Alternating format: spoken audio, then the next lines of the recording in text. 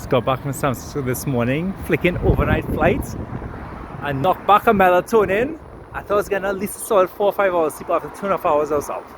Anyway, but I still feel reasonable, and I had to dive right into like hosting a workshop. It's basically like a grant we're running, which is trying to produce software tools for getting scientists to work on doing experiments in the real world. How can we get social behavioral scientists, like theories of psychology and how people make decisions and learn, to run experiments that are going to improve students' stress levels or help students learn more?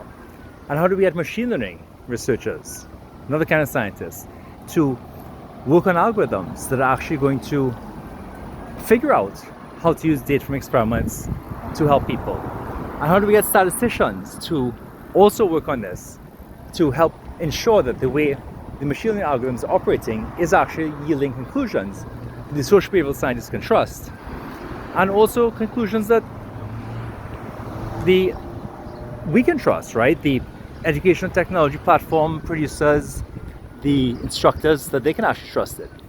So it's funny, just explain that on Instagram.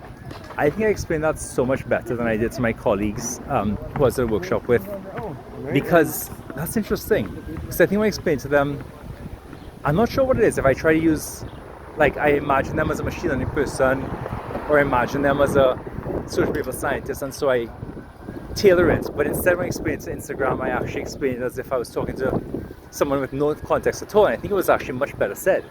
So somehow explaining it to a public audience may actually make me explain concepts better than I explain to scientists. That's my hypothesis. In some circumstances, I think that's true. Well, thank you, Instagram, for hearing that.